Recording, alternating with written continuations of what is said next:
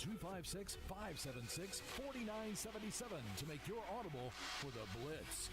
That man is playing Galaga. Thought we wouldn't notice, but we did.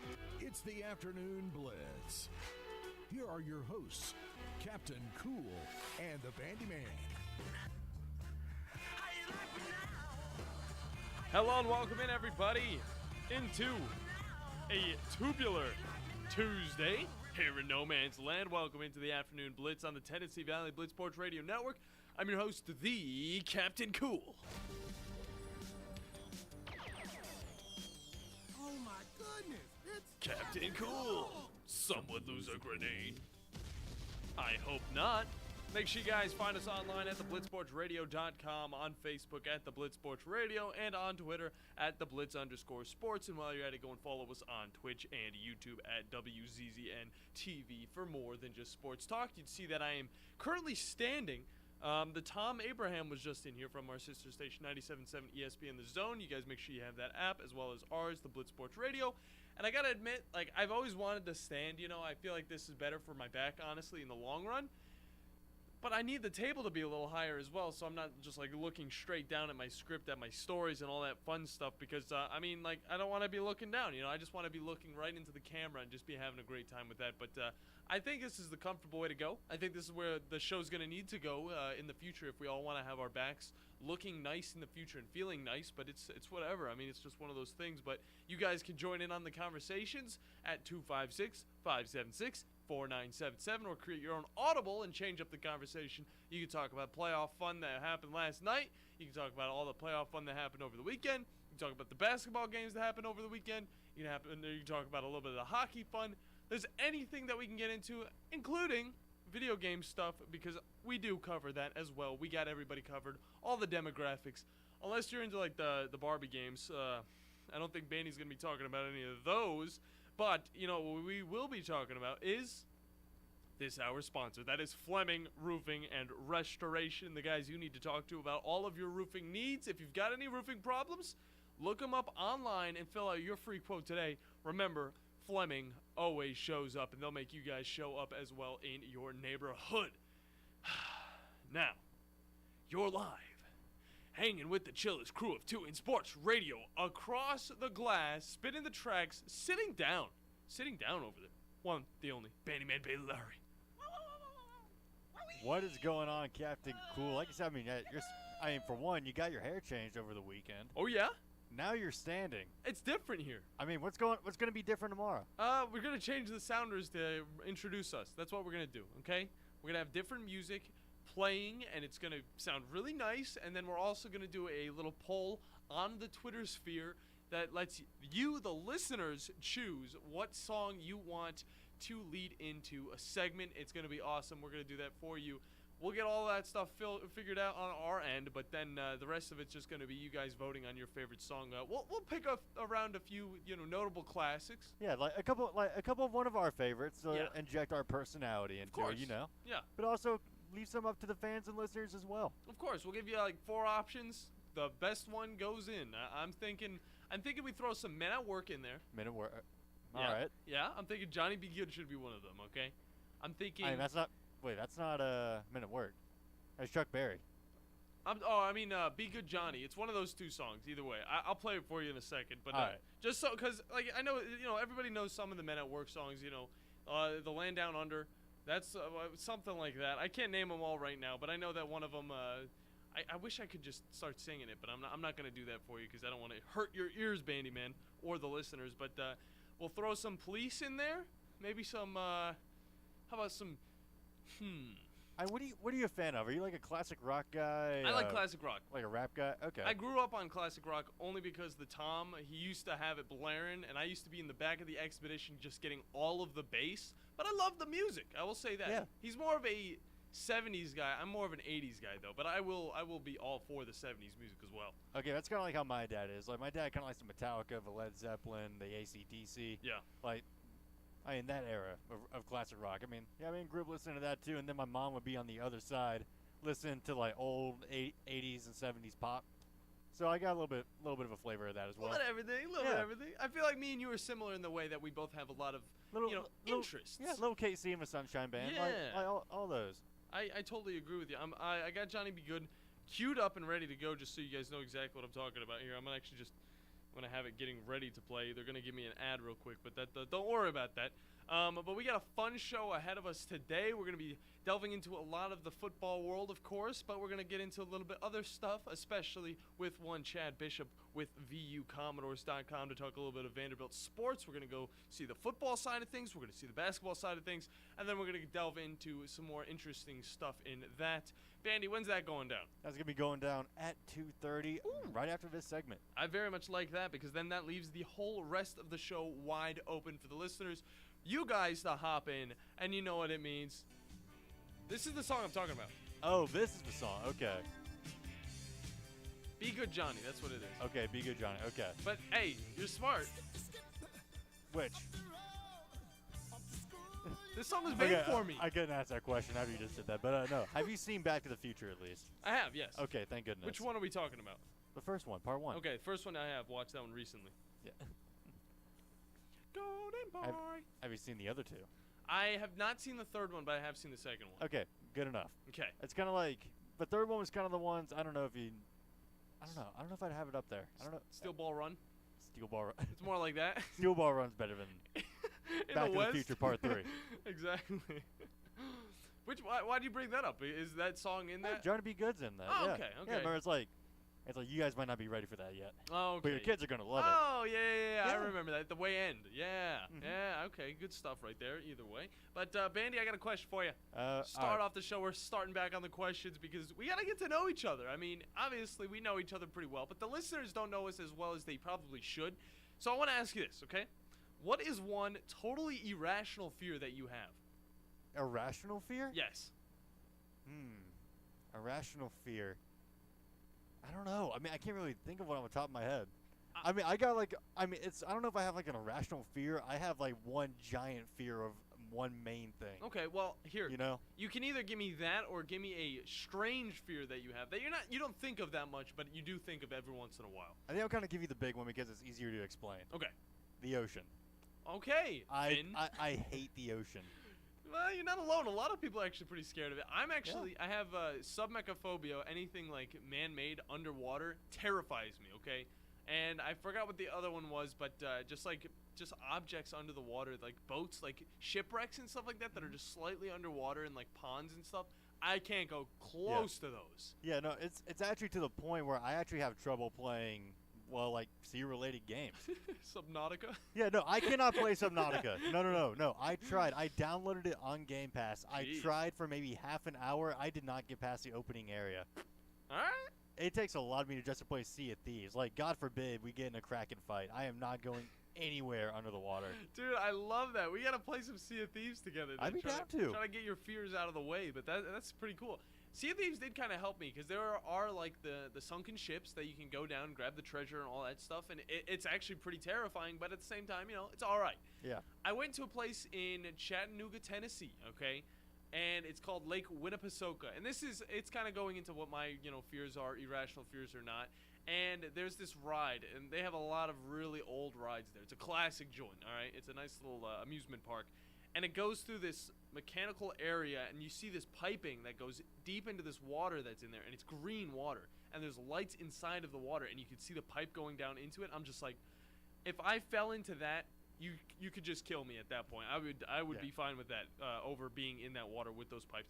I don't know if this is irrational because I feel like a lot of people have this fear. We were kind of talking about it the other day. Spelunking is terrifying. Okay, yeah, caving. How do you do that? All that, no. I could go into a big cave, but I'm not gonna get on my knees and like legs and just like start sliding into a hole in the ground. All right. Yeah, I mean, I wouldn't say it's irrational, like a fear tight spaces like that. No, thank you. Yeah, I guess it is a main fear. I guess it is. It's just an interesting one. It's a more interesting one than the usual like snakes, which I used to be terrified of snakes. I'm not anymore. Why does it always have to be snakes? Why does it always have to be snakes? It sounded more like Batman if I was Indiana Jones, but I always had these dreams where I was like walking over snakes that were on the ground. But either way, we got to get into some of the fun stuff, some of the fun news. Let me take a seat. Oh, maybe he could have actually just been sitting on this tall chair. He likes to keep his chair tall. That's Tom Abraham, who I'm talking about. But, guys, today is January 17th, 2023, and here's what you need to know in the Blitz today. Well, we found out exactly which teams we got last night with the Cowboys going up against the Bucks. And let me tell you this, okay? Cowboys looked elite on all fronts, but one. We'll get to that in a second. I can say this. Tom Brady looked helpless on that Bucks team, all right? He had to move around. He had to move around way more than he needed to. This man likes to sit in the pocket and throw the deep ball, throw the short ball, dump off passes. That's all what he likes to do. And he wasn't able to do that because the Buccaneers could not stop the insane onslaught of Cowboys defenders coming into his face. That sounded terrible. Just get over it, all right? Either way. On the Cowboys' offense side, though, they did amazing. And Dak Prescott, wow, you really are making a statement for yourself going into this. This is a different type of Cowboys team we have seen in the playoffs, okay? This is an elite team. This is the team that we've seen all season long carried over to the playoffs, something we haven't seen in a long time with the Dallas Cowboys, okay? Now, one thing I want to add onto this is they must have sold their kicker's soul because they played good on everything else but this, okay? Oh, my gosh. Brett Maher, all right, missed 4 extra points in a row. I don't know. Watching it live, it was truly baffling to see. Oh, yeah. Because it's like, okay, he missed the first one. Crazy. Okay, yeah. Whatever. But, I get it. Maybe, happens. Playoff woes, Like, wild card. It's a divisional game. Yeah. A lot of a line, Yeah. Second one in a row. Okay, something's up here. It's like, okay, this happens every once in a while, but this is rare, all right? Let's see how it is, okay? They're still up by a lot. Yeah, the third one, that truly felt bad. Like, just going off the very tip-top of the crossbar. Yeah. And then the fourth one. Fourth one was just bad. The fourth one, actually, I think the fourth one was the one you were talking about. It just barely, nicked off the top bar. The fourth one. I think the third one, I forgot exactly where it went. All I know is they all went right or wide, and I was just like, what is going on? That is insane. Something we haven't seen since 1932 in regular and postseason play. 1932? 1932! And that was when field goals are a little bit more normal, okay? They were a little closer, like the college world or something like that. Plus the end zones, the crossbar wasn't, at the back of the end zone. It was at the front. It was more close to the front. It was in the middle, kind of. Remember that? Yeah. Of course we don't. We weren't born back then, but it was how football was back then. It was more like was rugby, Canadian football. I was thinking about that. Very bare bones. Yeah, very bare bones. Very bare bones. But we're gonna be looking on to see if Maurer's gonna have these same problems going into the 49ers game, or, you know what? Are the Cowboys going to still be elite? But I think one thing right here to look at, Maurer's still going to be playing, all right, moving forward. He's going to be playing. That's what the Cowboys said. This is the question. Is the rest of the team going to play amazing, okay? And they're going to have a great competition against this 49ers team, okay? It's going to be a very close game. But is this kicker going to be the reason this team does not advance forward? I mean, how do you feel as a kicker, though, going off? And you see a tweet from the owner saying... Was that real? Yes. That was actually Jerry Jones tweeting that, saying, if you're in the stadium and you can kick, come on down. We have a jersey for you. What a meme. What a memer right there. Jerry Jones. Oh, Crazy, my gosh. Man. Either way, moving on. Former Lions head coach Jim Schwartz is headed to the Cleveland Browns to lead this Browns defense to victory in wake of the Joe Woods firing on Black Monday after the Week 18 loss to the Pittsburgh Steelers. Schwartz has 14 years of NFL coaching experience with the Titans, Bills, and the Eagles, and led the Lions from 2009 to 2013 to a 29-51 record. Now, it's okay. He's not going to be the head coach. Yeah. He's going to be defense coordinator. He's not going to be leading this team to that type of record, all right? That is Stefanski's job, to lead them to a terrible record. I don't want to see that, okay? Obviously, I don't want to see that. But Schwartz was also a part of the 1995 Bill Belichick staff for the Cleveland Browns, which is something insane. Insane. Been coaching for, oh my God, yeah. It's a while. Over 30 years. It's a while. I'll say that. But I will say it's also, I feel like everybody who comes back to the Browns has been on that Bill Belichick staff. All right, Nick Saban, come on, we're waiting on you. I don't think he's going anywhere anytime soon. I think when he's done with Alabama, he's probably done with his coaching career. Yeah, okay, all right. And then on the opposite spectrum, the Chargers fired 2 offensive coaches in wake of the complete meltdown that they had against the Waffle House Jaguars. Offensive coordinator Joe Lombardi and QB coach Shane Day are the coaches in question. You would think that the defense would be the problem for the Chargers, but the main reason for Los Angeles' success was Trevor Lawrence's horrible first half performance, okay? That was the main reason the Chargers were able to get up the way they were on this Jaguars squad. But once the tide swayed in the favor of the Jags, neither defense nor the offense was able to do anything. Justin Herbert will now be going on to his third offensive coordinator in his first 4 years of NFL play. Something similar to what he had to deal with when he was at Oregon. Man had a lot of different offensive coordinators. It's more of the same in the NFL. And the Baltimore Ravens' relationship with Lamar Jackson has been interesting, and it's been an interesting topic for the last few seasons now. Okay, I think the last 2, most notably, it's gotten even more spicy after the last offseason, but now we finally getting to a turning point in their time together thanks to a cryptic message given to us on social media. And we'll take a deeper look into that as soon as we can, really in the cool segment after the interview with our good friend Chad Bishop from VUCommodores.com. But now we know a little bit more about what's going down, okay? They're not keeping it quiet, okay? Lamar Jackson's not sitting sturdy with his job. He's probably not going to get that franchise tag. He could, though. He could, but turns out the Ravens might not want him after all, and they're waiting as long as possible as they can till maybe they could probably get some offers for him moving forward. But now we know. I mean, at this point, do you feel like the Ravens are, like, the organization are just underappreciating what they've got right now? Oh, exactly. That's exactly what they're doing. Yeah, just the talent they've got sitting in their pocket, and how many teams would absolutely kill for a Lamar Jackson on their team. I don't know who they're hoping for, okay?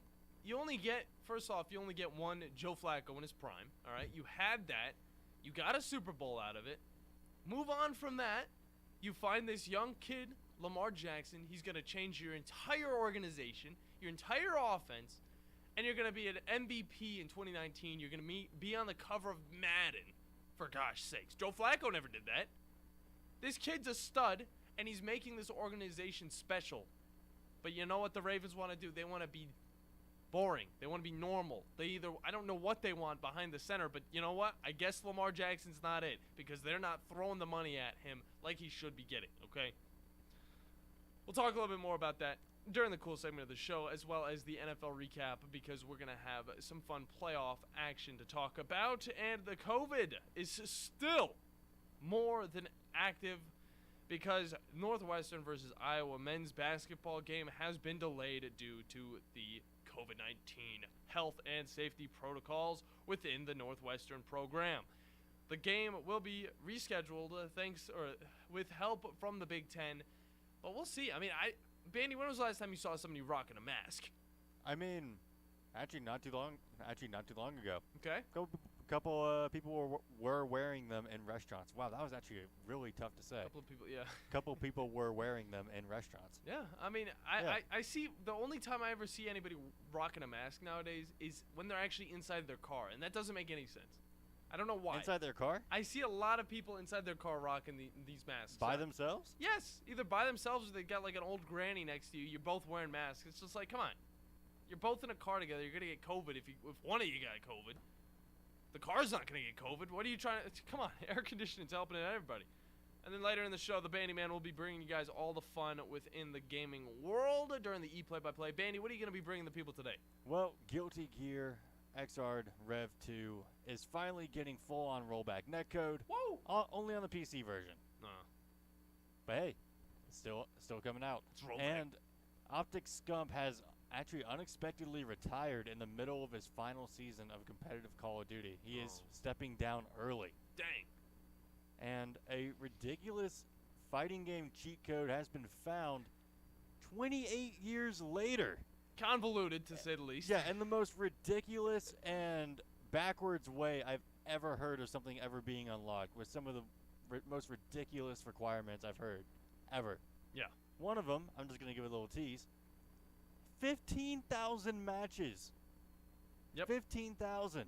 On a what? On a what? On an arcade cabinet. Exactly. How many? Okay.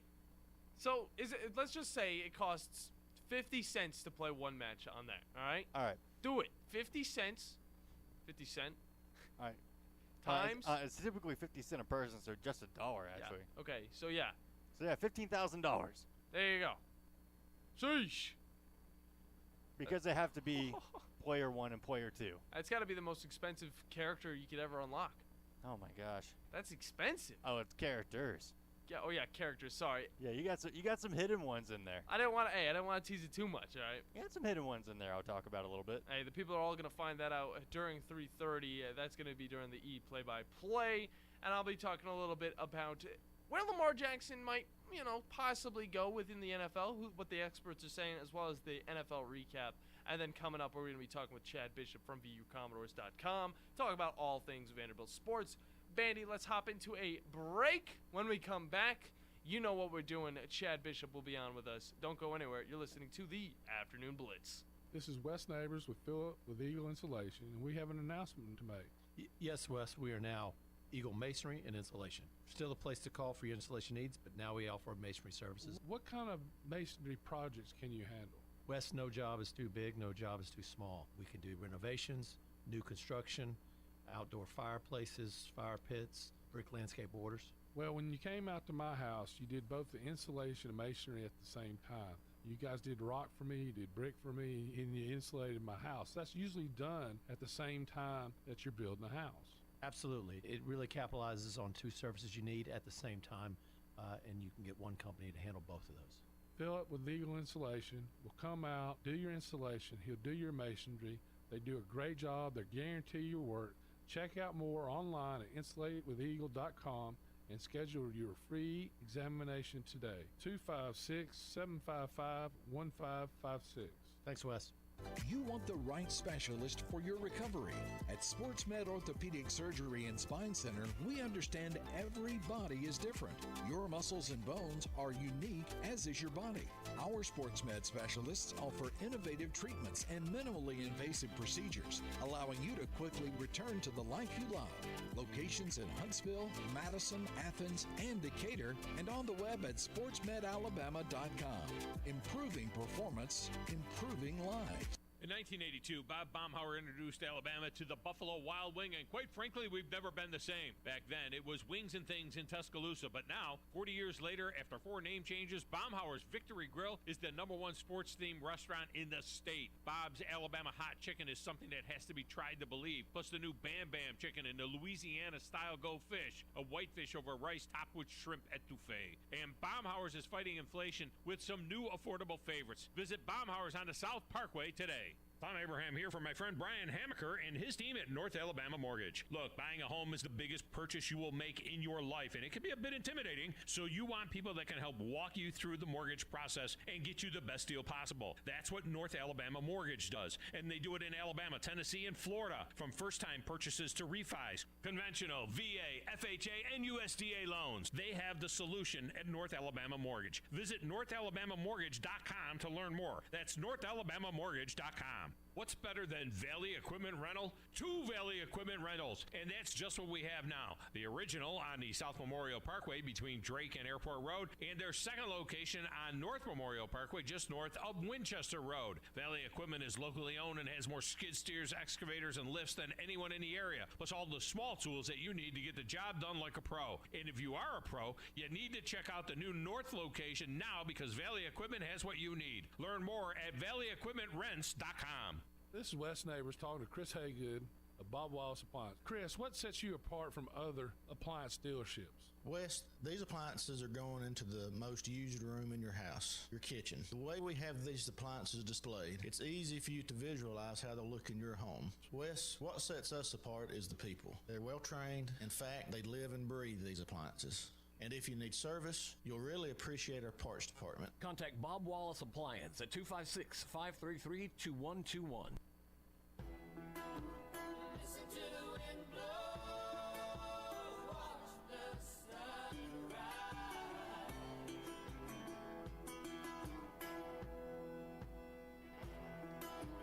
Hello and welcome in, everybody. Back here in no man's land on a tipsy Tuesday, tubular Tuesday, whatever you want to call it.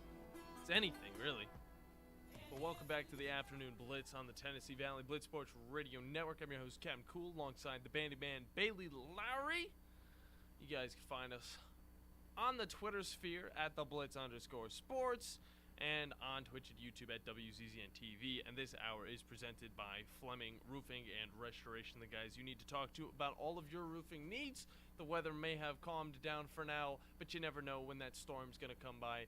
Take off a few of your shackles, and you need to have somebody to be able to prepare that for you. That is Fleming Roofing and Restoration, the guys that always show up and do a great job when they do. Now, on the Neighbors Wealth Management Hotline, we have a great guest who does a wonderful job talking Vanderbilt sports with us. That is one Chad Bishop with VUCommodores.com. Chad, how are you doing today, my guy? My friends, I'm doing great. Sun is shining up here in Nashville. We're close to about 70 degrees, and there's a pretty big basketball game down at Memorial Gymnasium tonight. Oh, yeah. Really good Tuesday up here in Music City. I mean, you love when the weather's nice. You just kind of wish that you could be out there a little bit more. Maybe if, like, it was a football game, or maybe they just moved the arena outside, maybe take the top off the dome. One of those types of things. But, yeah, we do have a pretty amazing basketball game coming up tonight. It's going to be Vanderbilt going up against Alabama. And it's going to be a huge one, okay, because SEC basketball right now is more competitive than ever. And Alabama is one of those teams that's just doing it all. And Vanderbilt, I mean, still sitting, not too bad in the SEC rankings. But, again, this is one of the best teams in the country that you guys got to go up against. And kind of just preview that and talk about what you're expecting tonight. Yeah, it's going to be an interesting matchup because for those who maybe don't know, Vanderbilt's coming off a pretty significant and marquee win over Arkansas at home on Saturday, a game in which they scored 63 points in the second half, and for my money, played some of the best basketball I've seen a Jerry Stackhouse team play.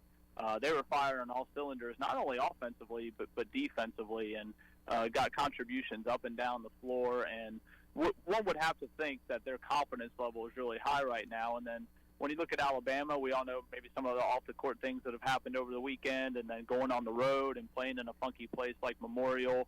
I think conventional wisdom, I've already seen it a lot on social media today, say this could be a trap game for Alabama. But that being said, this will definitely be one of the best teams Vanderbilt has played all year, and that includes going on the road and facing Tennessee. So it's going to be a monumental challenge for the Commodores, no matter what's going on with the Crimson Tide and within their locker room.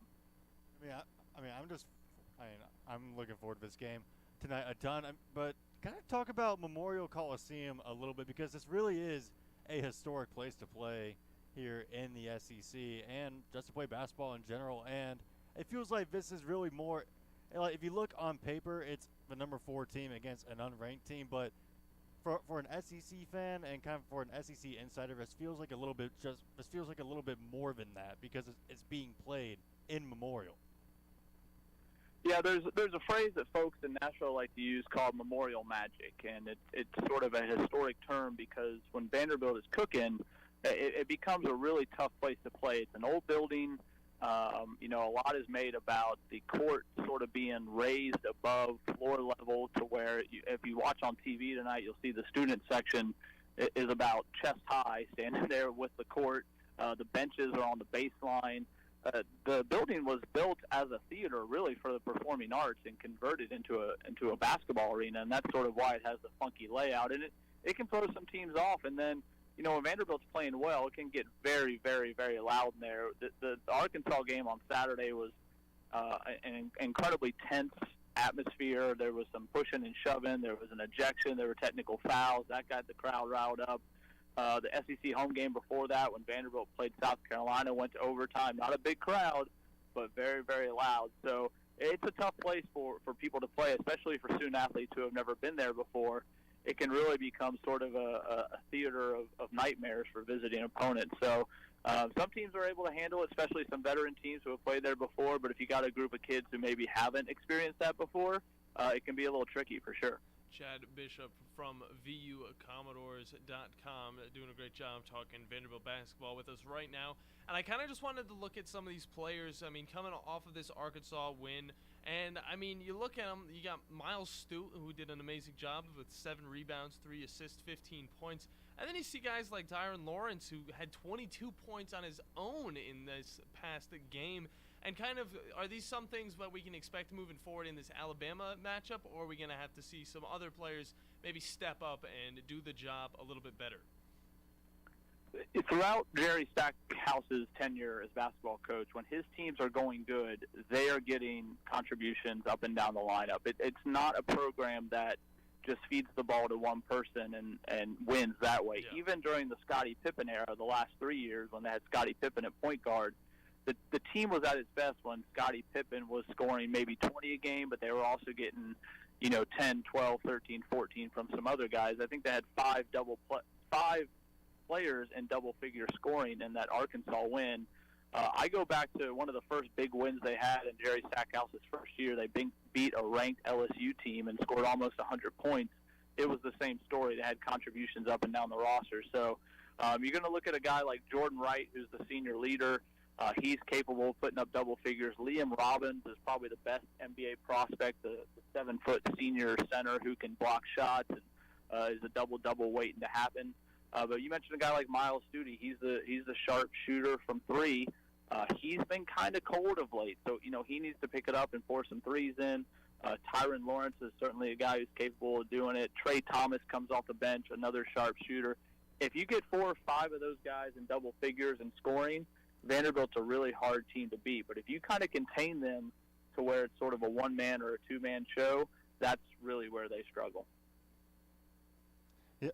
Yeah, because because analyzing that win against Arkansas, really that's what it came down to. Vandy was just incredibly efficient from the three-point line. Kind of kept it a little bit loose on turnovers, but what really got them was really the boards. But what do you expect this Vanderbilt team to take from that really great win against Arkansas and apply not only to Alabama tonight, but Georgia, Kentucky, their next SEC matchups going forward? It always starts on the defensive end with Jerry Stackhouse's teams. In fact, he's a coach that really doesn't get too hung up on offensive numbers. His teams do like to take a lot of threes, and if they make, between 8 and 12, they're in a good position to win. But he's always more concerned with how his kids are playing defensively. And they made some really, really nice adjustments in the second half against Arkansas defensively in terms of taking away a lot. At one point, Arkansas had 24 points in the paint in the first half. And I think the rest of the way they maybe only had 4 to 8 or something like that. So they made some big-time adjustments defensively, and that's what it comes down to with Jerry Stackhouse's bunch. If they can play some really lockdown defense and take away Alabama's best players like Brandon Miller, that's when they feel like they're humming and they're playing really good. When the defense starts to go, that's when Vanderbilt starts to struggle. They're not a program that's going to get into a shootout and outscore people and maybe win a game 95-90. They're a team that really has to play lockdown defense and be on their P's and Q's defensively. When they do that, that's when that kind of translates into an offensive barrage. That's what happened against that Arkansas Razorback team. So this matchup tonight, if Vanderbilt is playing some good defense, I think they got a chance. So watch for that in the first half if they're able to sort of stymie that Alabama offense. Good stuff by Chad Bishop from VUCommodores.com. And, I hope it's a competitive matchup tonight. You'd love to see it. It's definitely something we want to see.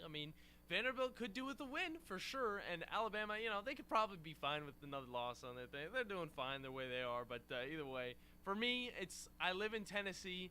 I do the show in Alabama. I'm kind of split, okay? I definitely like Vanderbilt more than I like Tennessee. So that is for sure how I feel about that one right there. But kind of moving over to the football side of things, obviously we just got the schedules recently about who Vanderbilt will be going up against during this next season. But I kind of wanted to get the inside look into how the recruiting is going for, first off, just who's transferring into this Vanderbilt football team, and really just who are they picking up from high school that is really going to make a name for themselves on this Vanderbilt Commodore squad? Yeah, I think time's going to tell for these Commodores. There really was not any huge names in that transfer market, at least not yet.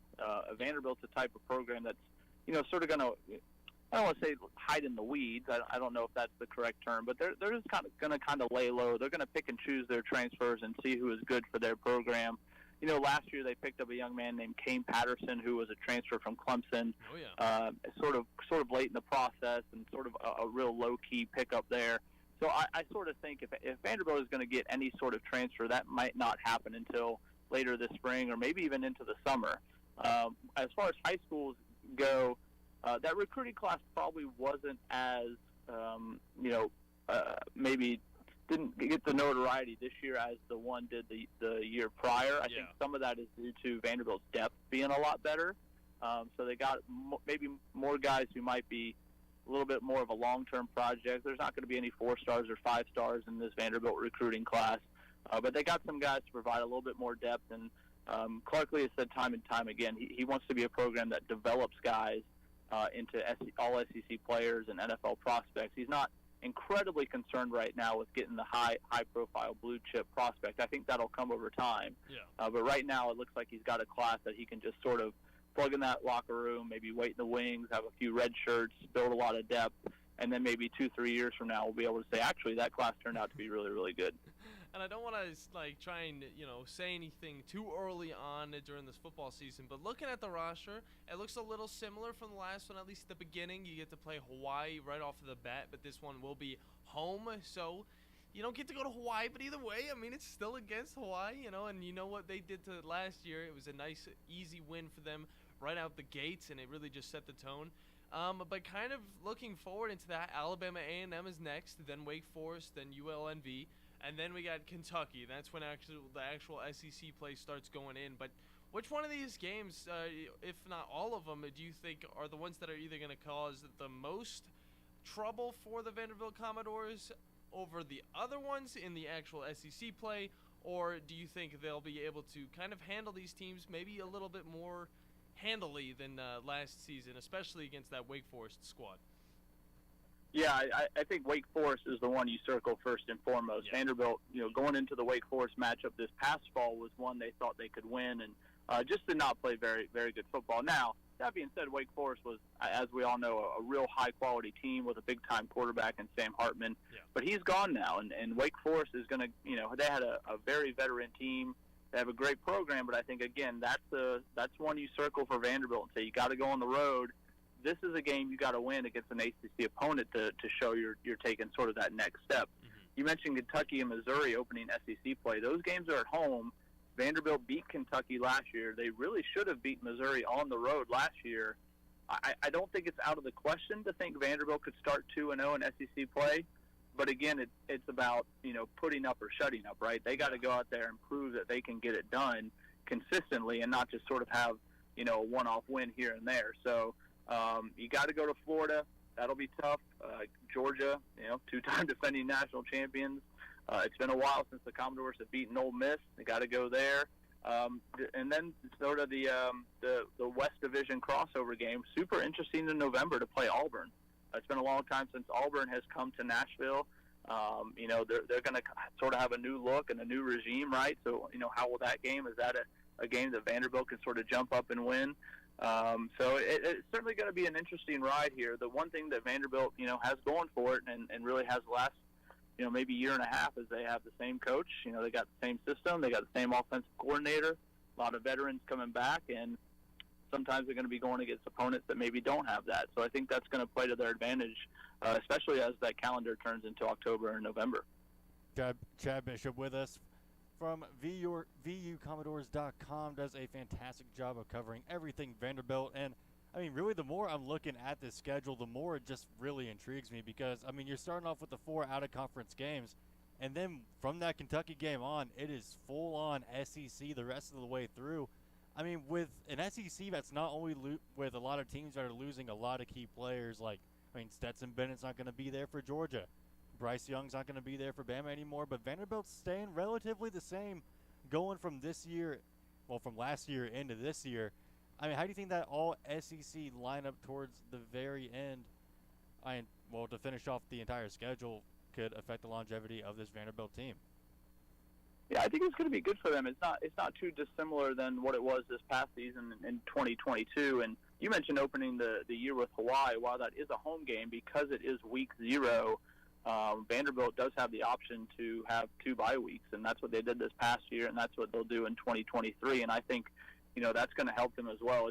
It's a weird bye week because they play at South Carolina on the 11th and then have a bye before the regular season finale. So you're going to have 2 weeks of build-up for the Commodores before they have to go to Knoxville and face that arch rival in Tennessee. And we all know how good Tennessee was and how good Tennessee has been. But, playing 8 SEC games in a row is a grind, but it's something that Vanderbilt, has done before, did this past fall. So I think they're going to be ready for it. And again, playing Auburn at home is going to be, in my mind, a coin flip because we don't know what Auburn's going to be.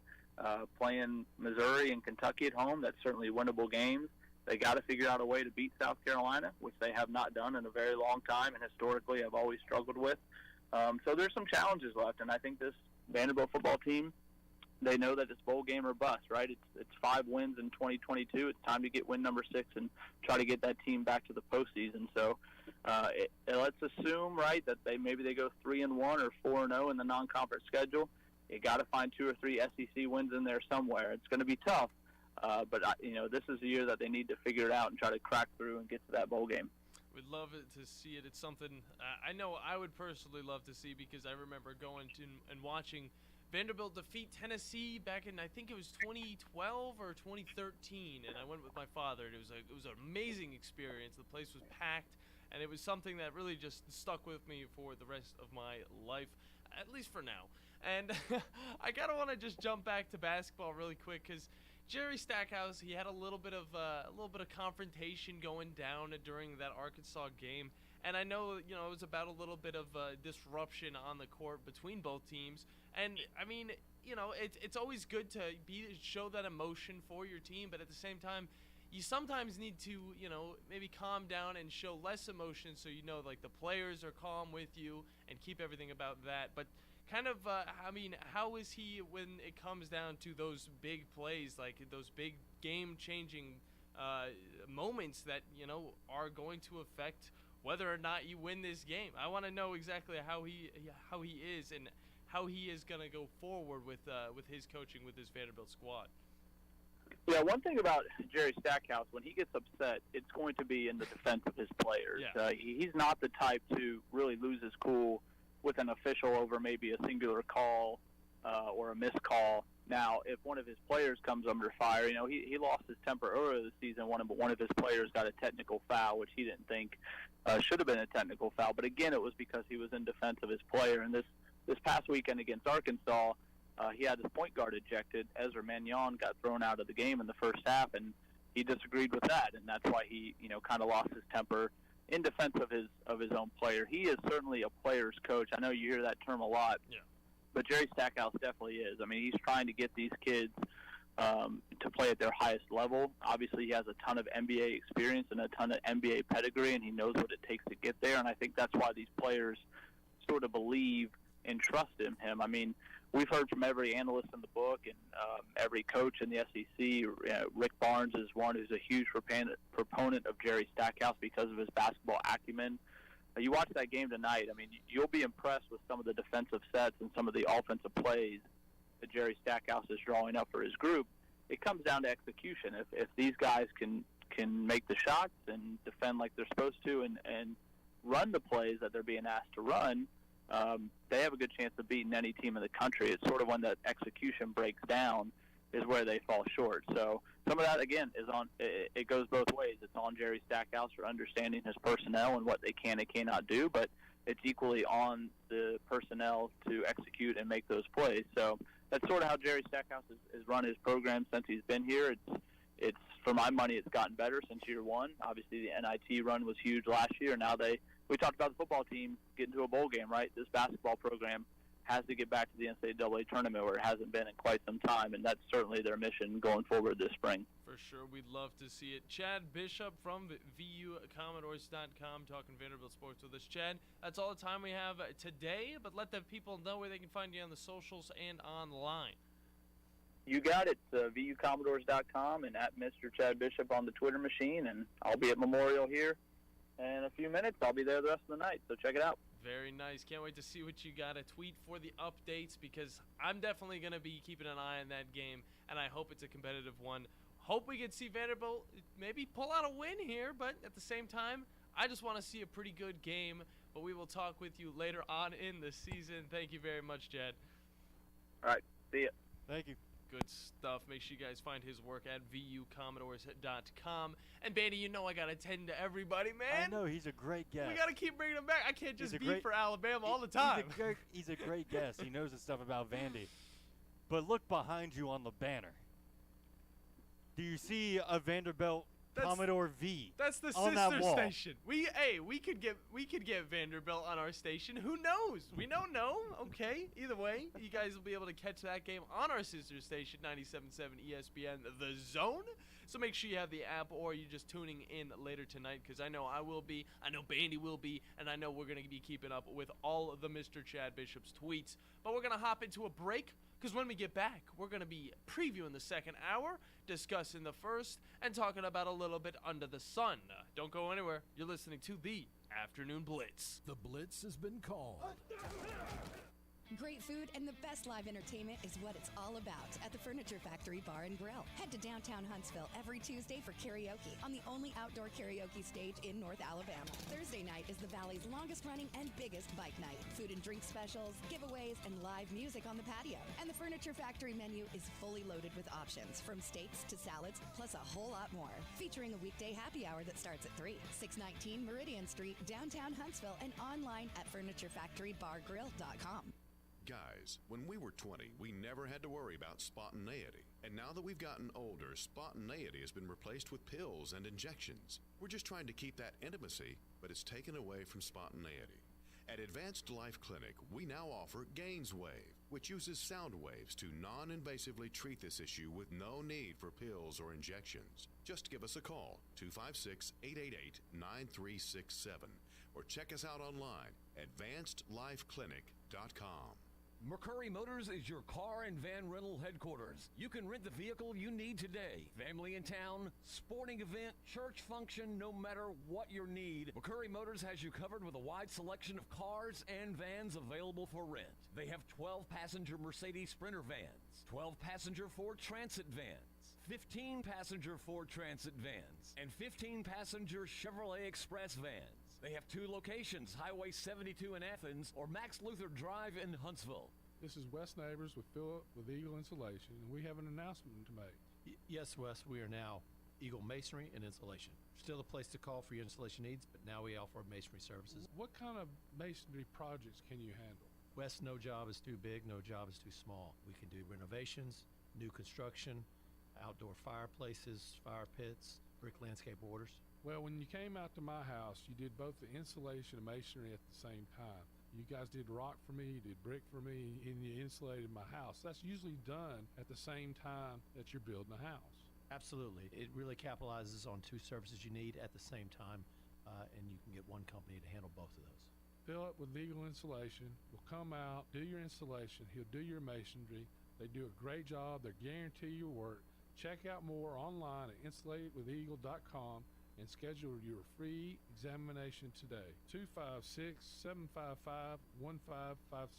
Thanks, Wes. Tom Luganville here for my friends at Woody Anderson Ford. Bobby White and his team take great pride in their service department, and you can see it the moment you walk into those beautiful new service lanes. And just like a championship team, they all work together to make sure your experience is second to none, whether you drive a Ford or not. Also, check out the gold certified pre-owned inventory at Woody Anderson Ford for great deals every day.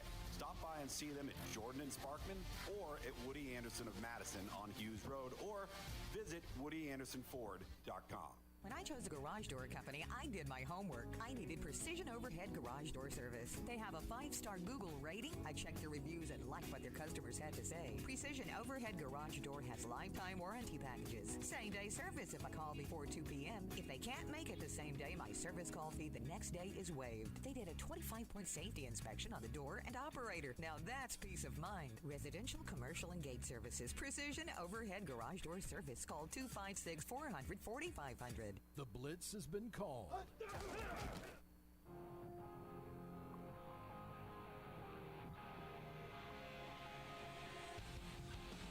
Hello and welcome back, everybody. Final segment of this first hour here on the afternoon Blitz, presented by Fleming Roofing and Restoration, the guys you need to talk to about all of your roofing needs. The weather, just like yesterday, it was like starting to trickle down a little bit. I don't know, it came out of nowhere and then started to rain a little harder. And then come nighttime, it just started pouring down. I was like, what the heck's going on? It was supposed to be sunny all the way up until the dark, and then the dark was supposed to go nice, clear night sky. But that's not what happened, Bandi. It started raining, and you know what? If you had Fleming Roofing Restoration on your roof, you wouldn't even have to worry about anything. Don't even fret, because that water is not getting inside of your house. You can just enjoy the beautiful sound of rain hitting the beautiful roof that you have on top of you. That's Fleming Roofing and Restoration. You can fill out your free quote today. Remember, Fleming always shows up. I like me a good roof. I'll say that much, Bandi. Okay. Oh, very true. But I'm Captain Cool. What? What? You can never go wrong with a good roof. No, you can't. I'm along with I am Captain Cool along with the Bandi Man. Sorry, I'm not next to the Captain Cool, but you guys can call us 256-576-4977. We are wide open for the entirety of this show now, all the way up to 4 o'clock, so you guys can hop in here. We're going to have the cool segment, as well as the play-by-play with the Bandi Man, and we're going to get into a lot of fun stuff. Yes, sir. One thing I wanted to kind of update you guys on was the whole Darius Miles situation, because we got a little bit more news on what's all going down per Captain Jack Kennedy from Tuscaloosa Police, and he goes into a little bit more information about the victim and the driver of the opposite car. Yes, there were cars involved. It was more like Grand Theft Auto going on, but Kennedy said that the driver of another vehicle in which Harris, that was the victim who was shot and killed, was a passenger, approached campus police near Bryant-Denny Stadium at about 1:45 a.m., saying that somebody had shot into the vehicle and he had to fire back. One of the suspects was treated for non-life-threatening injuries at the local hospital, and Kennedy declined to disclose who fired the gun or who was hurt. Now, this is interesting because at first I thought, it was just two kids. They walked up, on each other on a street, on the corner of a street. But now we're talking about two cars driving down the road shooting guns at each other. Just think about what could have happened that would have made this even worse. Obviously, what happened was terrible, all right? But now, looking at this Darius Miles situation, which speculations go back and forth, mean he might not have had the gun in the first place. It might have been the accomplice that was with him. But just imagine what worse could have happened. I know it was late. Still, people probably walking on the side of the road. If somebody got shot, a car accident happened, flew off the road, could have got somebody else. Darius Miles is lucky to be alive himself because there was another gun involved. And this is just crazy stuff that's happening in, first off, Tuscaloosa, which Tuscaloosa is a small town. That's not, yeah, it is a college town. Mm-hmm. It's a college city. But it is not known really for that type of stuff, okay? You want that type of stuff, you go to Birmingham. Well, you're right and wrong at the same time. Tuscaloosa's got some, it's got some stuff. Chad's backing up. I know every place has got a little bit of stuff, but like this is the type of stuff you don't see, all right? You just don't see, okay? Either way, crazy information coming in, crazy stuff to still take in from this story. Either way, I guess Tuscaloosa is actually known for this type of stuff. I've been proven wrong. Either way, we got a lot of fun to come in the second half of the show. The cool segment's going to have the NFL recap, playoff edition, as well as finding maybe a likely spot for Lamar Jackson to sit next season. And then the play-by-play with the Bandi Man at 3:30, where we're going to go over all of the fun stuff in the video game world. You guys keep your butt seated because you're about to be blown out of your chairs in this second segment, second hour. Don't go anywhere. You're listening to the Afternoon Blitz.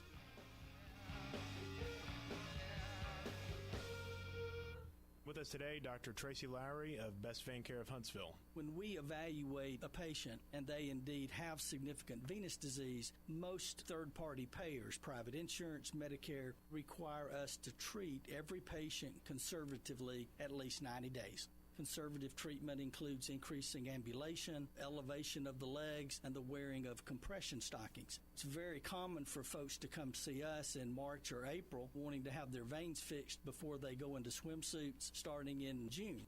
When we see someone in March or April, they're going to require at least 90 days of conservative treatment before we can even go to the insurance carrier to get permission to treat their veins. So if you think you have a venous problem, now is the time to come in and get a free screening so we can determine whether or not you need something evaluated.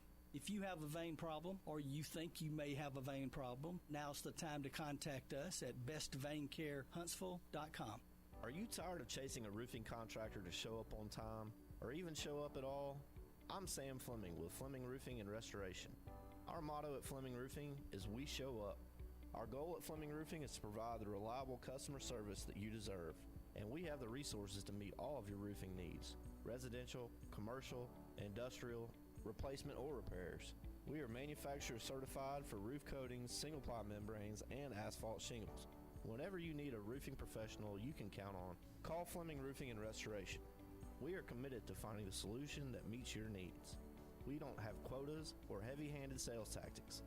Fleming Roofing, we have expert experience. We show up. Free estimates, residential, commercial, industrial, replacement, or repairs. Check us out at FlemingHSV.com. FlemingHSV.com. When you need a quick response, it's Fleming Roofing and Restoration. We show up. Champy's famous fried chicken started in Chattanooga, but the history of the fried chicken, hand-rolled Mississippi Delta tamales, and comfort food sides started decades before. Champy's famous fried chicken is made from an old family recipe from down in the Delta, and everything is fresh and homemade, including all of the sides and desserts. Come visit Champy's famous fried chicken. You'll find it's the best fried chicken and hand-rolled tamales you've ever had. On Madison Boulevard in the old Bison's location in the Publix Plaza with 22 taps in the full-service bar and 2 outdoor patios. See ya at Champy's. Hello, listeners. I want to tell you a little bit about Minuteman Press and what we have to offer our community. We specialize in paper printing and can help from designing your piece to the finished product. We print media guides for many of the athletic departments at high schools and universities around the area. We typically purchase sponsorships from these schools as well to try and help them with their fundraising. Once we have reached our new normal, we also print all types of marketing materials for you to hand out either in person, via mail, or at various trade shows and events. At Minuteman Press, we're not just putting ink on paper, we're building relationships. This hour of the Blitz is brought to you by Fleming Roofing and Restoration. Online at FlemingHSV.com. Welcome to the evolution of sports radio. You see, in this industry, just like in life, everything evolves. Call 256-576-4977 to make your audible for the Blitz. That man is playing Galaga. Thought we wouldn't notice, but we did. It's the Afternoon Blitz. Here are your hosts, Captain Cool and the Bandi Man. Hello and welcome in. Second hour here in No Man's Land on a tipsy Tuesday. I know it seems a little tipsy, because I know I have not been on my game today, Bandi. I can tell you that much. I mean, we've been all right. We're always all right, I think so. But you know what? I think it really comes down to how much sleep I get, and I could not sleep for the life of me last night. Why couldn't you sleep? I don't know. My eyes were super heavy, so I was just like, my eyes were closed. My mind, on the other hand, was running. It was all over the place. It went probably to Saudi Arabia and back, okay? And I just could not get to sleep. And then I woke up middle of the night. Dang, you know? I'm going to try and get some better sleep tonight. And you know what? We're going to come at it Wednesday even crazier than ever, all right? But today we're going to finish out the show. I'm going to bring the energy. I'm going to be insane. And everybody listening is going to know why this is the coolest and wackiest show in sports radio. And gaming radio, I guess. I want to know how much gaming radio there actually is. You'd be surprised. Really? Yeah, there's a lot focused on gaming. Huh. Is it like, I know there's probably a lot of Twitch shows, a lot of those types of streamer shows that focus a lot on gaming, but are there any genuine radio shows that are like gaming oriented? There's like podcasts. Yeah, you know? well, it's kind of close to what we are. I mean, you got like your Warhammer podcast, your League of Legends podcast. Warhammer podcast, dude, that lore. Your fighting game podcast. The fighting game podcast, yeah. Yeah, I'd enjoy that a little bit. Warhammer, the stuff that you were showing me the other day about the lore, holy crap. Yeah, I told you, it's wild. If I was listening to that, I would not know anything, and then probably a week later I'd be talking nonstop about the demon god souls that are going in. I have no idea. I couldn't even name that one army that drops dang churches on top of the battlefield. Yeah, no, it's like everyone's the villain. But that's but that's kind of the cool part. Yeah. Because like being the villain is cool. I mean, it's like they get all the cool powers. It's war. I mean, that's all what the game is. It's Warhammer. I want to shoot lightning from my hands like I'm a Sith Lord. Yeah, there aren't any good characters in war. Okay, it's war, and there's no United States. It's just all these other factions coming at each other, and there's babies that have no brains, but they're just targeted on war. Yeah, it's a weird lore. There's a lot of war. It's weird. A lot of war lore. I'd say that. Warlocks. War lore. There's some warlocks probably in there. Probably, yeah. You think so? Probably named Gorlock. Or Gragnar. By the way, I did get I got a Steak and Shake employee to say Gragnar the other day. You got to say Gragnar? They said, Gragnar, your shake is ready. I have a video of it and everything. He's already working at Steak and Shake. Why you gotta make him do that too? Dude, he loved it. I saw him laugh. The woman that was saying the names didn't want to say it, and she got another dude to come and say it for me. And I got it on video, and I think it's hilarious because it's just like it sounds like something from Invader Zim. Okay, he's like, Gragnar, your shake's ready. That's exactly how he sounds. Maybe I'll play it for you guys later in the show. Either way, we've had a fun show as of so far, really. We've talked with Chad Bishop from VUCommodores.com. He did all the stuff for Vanderbilt Sports. Now we got all the updates, and now we can look forward to tonight's game against Bama. That'll be on our sister station, like I said earlier. And the second hour is presented by Woody Anderson Ford, the best place to get the best vehicles for the best prices. That's right. Drive home in a brand new 2023 Bronco, Mustang, or if you're into trucks, they got the F-150, they got the Maverick, they got the Ranger, they got all you'd ever want. And if you want, get your own shag wagon in the Expedition. Those things are beautiful and they are high quality. But if you don't want to break the bank, they have used vehicles for you as well. And hey, why not? Birthdays are all over the place. Get your kid a nice used Nissan Sentra. Yeah, it's a Sentra. Nissan Sentra? Is Nissan Sentras? I think Nissans are the Sentras. I think so. Chad, fact check me. Either way. Is a Nissan a Sentra? Or is the Sentra a Nissan? Hyundai Elantra? I mean, now we're just picking out all of them. Okay, we can talk about... No, he wants to know if a Sentra is a Nissan. I think it is. Is a Sentra a Nissan car? Because that sounds right. A Nissan Sentra. It doesn't flow like a Toyota Camry does. Yeah, it's a Sentra. Okay, yeah, it's a Nissan. That's what I thought. Okay. Either way, you get him a used Sentra from 2012. It's an S. Nissan Sentra. Yeah. This is the only show you'd get people talking about a Nissan Sentra, by the way. It's not. It's like I know cars, but I'm not going to talk about those middle class cars that are just like, I want to drive cool cars, Bandy. That's why I got a Mustang. I even like your car, man. Yeah. See, even my mom just text saying yes, a Nissan Sentra. Thank you. We got the confirmation. Thank you, Bandy Mom. I appreciate that very much. She's quick with that too. Very much appreciated. She knew. Either way, you guys can call in on the show. We have a wide open rest of the show, 256-576-4977. And if you're not into talking, why not just chat on our live streams on WCZN TV, Twitch, and YouTube, as well as Twitter and on Facebook. Definitely do that. But, guys, we're going to get into some of the fun stuff, okay? Obviously, NFL recap, okay? That's going to come after we talk about this little post that kind of talked about something cryptic, something maybe to show what the future is going to hold for a certain player in the NFL. And that's all coming up here on What's Cool. Let's getting hot in here. Hot. So hot in here. That's a spicy meatball.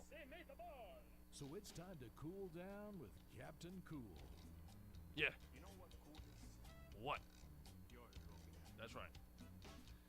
All right, first thing I wanted to talk about, because we're not going to get into the NFL recap just yet.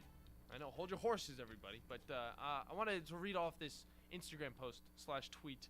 And Bandi, I'm going to let you guess who did it, all right? Okay. Quote, "When you have something good, you don't play with it.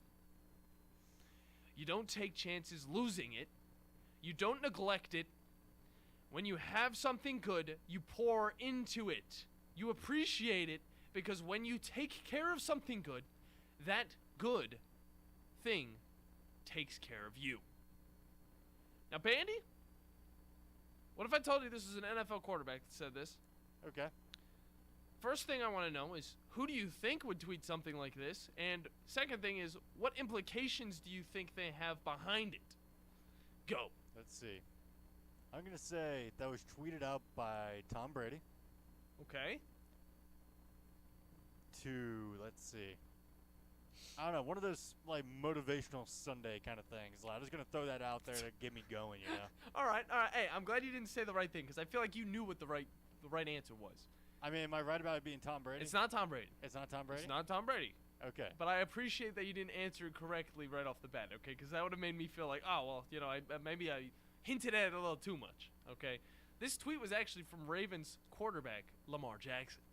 Oh. And it was actually an Instagram post, but we've seen it being tweeted now as people obviously have picked up on it. But, yeah, it seems like he's not too happy with the Ravens and the treatment he has been given as of late. Yeah, I mean, let's see. You market me as your franchise player. You then turn around and pay a linebacker $20 million a year. Roquan Smith. Meanwhile, giving me no help on the offensive line or on the wide receiving end. Yeah. And expect me to carry our entire team to the playoffs. While not giving me the same treatment that you're giving of other franchise players on other teams. There you go. I wonder why he feels underappreciated. Yeah, very underappreciated. I mean, this is something that we've been talking about since last offseason. We thought they were going to say, hey, we'll give you the big money. No, we'll just put a franchise tag on you. Hey, come on. Yeah. You'll be fine with this. They could do that again, too, if they wanted. I don't think that's what Lamar Jackson wants, though. I really don't think, especially after this. Okay, this tweet right here has now thrown the theory that I had of, quote, everything is fine. We're just going to keep it on the down low. Totally out the window. Just throwing it out the window. Now, close that window because that breeze is a little cold, all right? It's the wintertime, all right? So now that Jackson might need a new home looking into next season, let's take a look at what teams the experts are speculating for the young quarterback, for the Baltimore Ravens, okay? Now, let's see, all right? CBS, 15 teams that Lamar Jackson would fit in, okay? One of these 15 teams is definitely going to get Lamar Jackson, if not next year, one of these years whenever he's finally fed up, which I think it's going to be this offseason. He's going to be done with this team, all right? Yeah. Maybe they're trying to trade him. I don't know what they could get better. Maybe this is totally just going to be a conversation we're not even going to have to worry about because maybe they'll pay him tomorrow. Who knows, okay? But first things first, we're going to look at the wild cards of this quarterback implication right here. Colts are the first one on the board. Now, obviously, Matt Ryan did not go as planned. And the rest of the quarterbacks on that team might not be who they really want, okay? We'd love to see the Colts improve. They were supposed to be a great team last season. Maybe next season's the season they really pick things up. Maybe Lamar Jackson could be that guy. I don't see it. Mainly because they have pretty good draft capital. They're probably going to pick somebody up quick. And they're probably going to have a new quarterback going into the new season to focus the team's building around, all right? The next team is the Lions. Jared Goff is on that squad. Very underrated quarterback right there. They were able to pick things up in the latter half of the season, just barely missing the playoffs because of a Seahawks loss. That Seahawks team. Yeah. And they didn't even do anything in the playoffs. So that's upsetting. Kind of just fell on over to the 49ers. I think the Lions will be fine with who they have right now, and I think the Lions would be fine even without Jared Goff, but somebody else. Okay, I think they would be good. I think they're building their team pretty solid. All right, they're gonna have a lot of depth.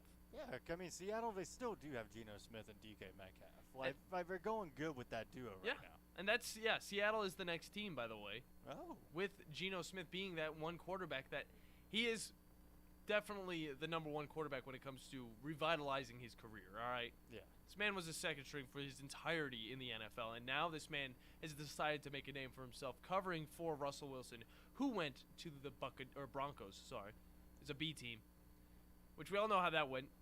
Broncos started showing a little bit of life later on in the season, but Geno Smith for the Seahawks has been pretty amazing as of right now, okay? Yeah. Obviously, they didn't go too far in the playoffs, but, you know, you can't dog them too much. They still made it to the playoffs. It's more you could say about a lot of teams that we thought were going to be in the playoffs, thought were going to go far. Yeah. But they got a lot of cap space.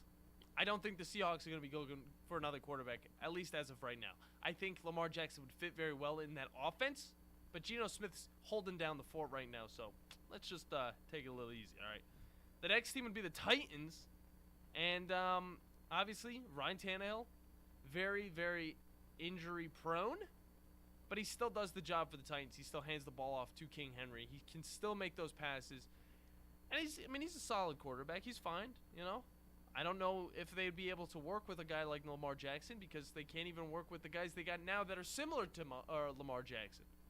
So, I'm talking about Malik Willis. Yeah, but I mean, if you don't go for Tom Brady, do you make that move and go for Lamar? That's too different. I think the Titans are in an area where they don't know how to use a running quarterback to the best of his ability.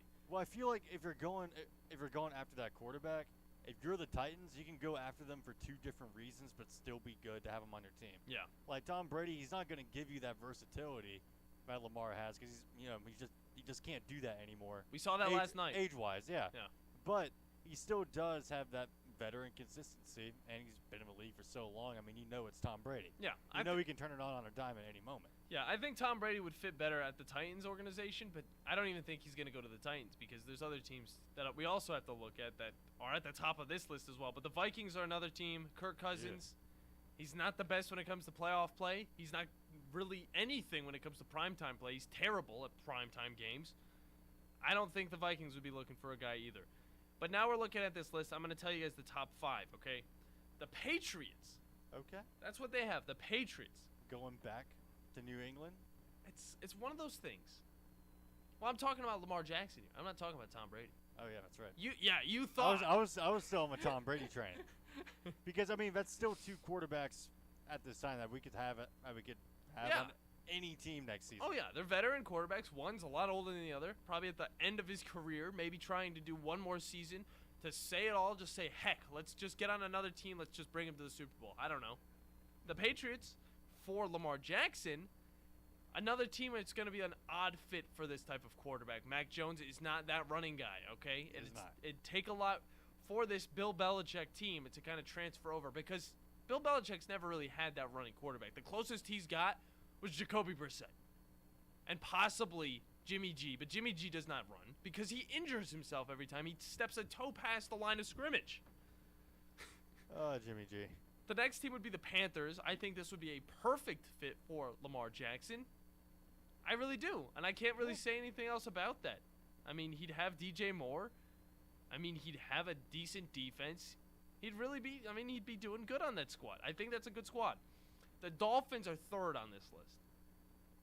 I think it's mainly because of Tua Tagovailoa and his injuries that have recently kind of plagued his career. I don't know if this is going to be something that continues, but I'd hope not because, you know what, Tua Tagovailoa, he's a hell of a player when it comes to playing on this Dolphins team. He is a perfect fit. But also at the same time, could this happen again? And if you're in a front office position, do you take a look at that and say, could he possibly get injured again? Yeah. And how much are we willing to put on Tua as the face of our franchise? Or should we go for Lamar, who, again, is also looking like to be relatively injury prone, but has also established himself in the NFL? I would say give Tua one more try. Give him one more year, see how he is. Because this team isn't where they need. They don't need a quarterback. Even Skylar Thompson did a fine job playing up against whoever he played up against. I forgot exactly The who Bills. The Bills, yeah. Which obviously it's the Bills. I mean, that's tough competition, and they hung in there. They wouldn't have hung in there if it wasn't for Josh Allen's terrible performance at the beginning of the game, but still. And then the Falcons are number 2. I think the Falcons would be a perfect fit for Lamar. I don't think he'd look good in the jersey. I gotta say, the Falcons have pretty ugly uniforms, and seeing Lamar in one of those, probably not the best. Yeah, no, Chad agrees with me, man. I was seeing if he heard you. Those old-fashioned uniforms are what they need to go to forever. Okay, that I can agree on. And then number 1's the Jets. Yeah. He would be a good fit for the Jets. I think. Oh my God. He's a way, way better version of Zach Wilson. Okay. Are you set? Could you see him instead of trading Zach Wilson? Could you see him bringing Joe Flacco back to the Ravens? I don't think that's gonna happen. Or would Zach Wilson have to be included in that package? I don't even know if a quarterback. Well, I think Zach Wilson might be traded. I think that would probably be a thing, but I don't know if any team would actually want him. It'd have to be 2 or 3 player trade right there. Yeah, because the Jets are looking to get rid of Zach Wilson. Like it looks like they are from the outside. It looks like the whole NFL's trying to get rid of Zach Wilson. Either way, those are the odds right here. Okay, if you guys want your input, the other teams were the Giants, the Saints, the Buccaneers, the Raiders, the Commanders. If you guys have any input on this, I almost said my phone number, 256-576-4977. That's how tired I am. I can't even remember the freaking phone number. Come on, man, you gotta power through. I gotta power through. I'm gonna power through, and then I'm gonna be yawning during your segment, which is gonna suck because I don't get bored whenever I'm listening to you talk about games. I love it. It's just I'm not talking as much, so I gotta yawn a little bit. But I want to move forward, and I want to go into some of the playoff games during the wrap-up from last week. So let's get on this primetime music real quick. And this thing's not connected, so I'm just gonna be struggling. Let's get it quick. But I mean, either way, what game are we gonna be starting out with, Captain Cool? Because we have a crazy load amount of football to cover. Well, it's going to be quick because it's not too much. There is a lot that happened in these games, but I'm going to start with the Jaguars and the Chargers because why not? It's a fun game to look into. So let's do this. Oh, yeah. So, Jaguars versus the Chargers. Game was literally 2 games in one, all right? On one side, Trevor Lawrence did terrible. 4 interceptions? It's almost as bad as missing 4 extra points, I'd say.